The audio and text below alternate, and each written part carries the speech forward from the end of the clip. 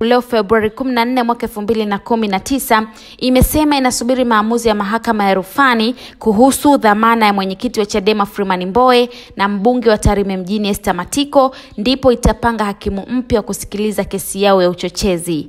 Hakimu mkadhi mfawidhi Kelvin Mhina alisema kuwa katika kesi hiyo bado hawajampangia hakimu yoyote mpaka watakapopata majalada ya maamuzi kutoka mahakama ya rufaa.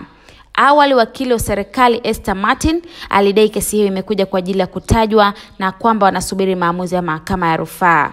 Wakili wa utetezi Profesa Abdalla Safari alidai hawana pingamizi na kwamba rufani iliyokatwa na upande wa mashtaka mahakama ya rufaa itasikilizwa Februari 18 mwaka 2019. Hakimu Mhina aliahirisha kesi hiyo hadi Februari 28 mwaka huu kwa ajili ya kutajwa. Novemba 23 mwaka 2018, Jaji Wilbard Mashauri akiwa hakimu mkazi mkuu wa mahakama hiyo alifuta dhamana kwa Mbowe na Matiko kutokana na kukiuka masharti ya dhamana. Baada ya maamuzi hayo, washtakiwa hao wakiwakilishwa na wakili Peter Kibatala walikata rufaa mahakama kuu kupinga maamuzi ya mahakama hiyo ya kufuta dhamana. Hata hivyo, baada ya mahakama kuu chini ya Jaji Sam Rumanyika kusikiliza mapingamizi ya pande zote, iliamua kuanza usikilizaji wa rufaa hiyo. Upande wa serikali ukiongozwa na wakili wa serikali mkuu Paul Kadushi ulidai kuwa umekata rufaa katika mahakama ya rufani kupinga maamuzi yaliyotolewa na kuiomba mahakama hiyo kuacha kuendelea kusikiliza rufaa hiyo kwa sababu haina mamlaka.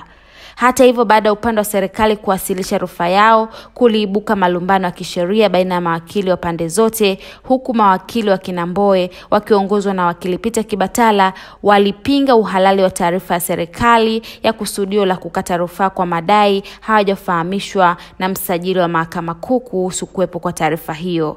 Mbali na Mbowe na Matiko, washtakiwa wengine katika kesi hiyo ni mbunge wa Iringa mjini Peter Msigwa, mbunge wa Kibamba John Mnyika, katibu wa Chadema Dr. Vincent Mashinji, mbunge wa Bunda Esther Bulaya, mbunge wa Kawe Halima Mdee, mbunge wa Tarime vijijini John Heche na naibu katibu mkuu wa Chadema Zanzibar Salum Mwalimu, ambao wote walikuwepo mahakamani. Katika kesi ya msingi, washtakiwa wote kwa pamoja nakabiliwa na mashtaka 13 ikiwemo kula njama, kufanya mkusanyiko wenye ghasia, kuhamasisha hisia za chuki, kushawishi hali ya kutoridhika, uchochezi na kushawishi utendaji wa kosa la jinai kati ya Februari 1 na 16 mwaka 2018 maeneo ya Dar es Salaam.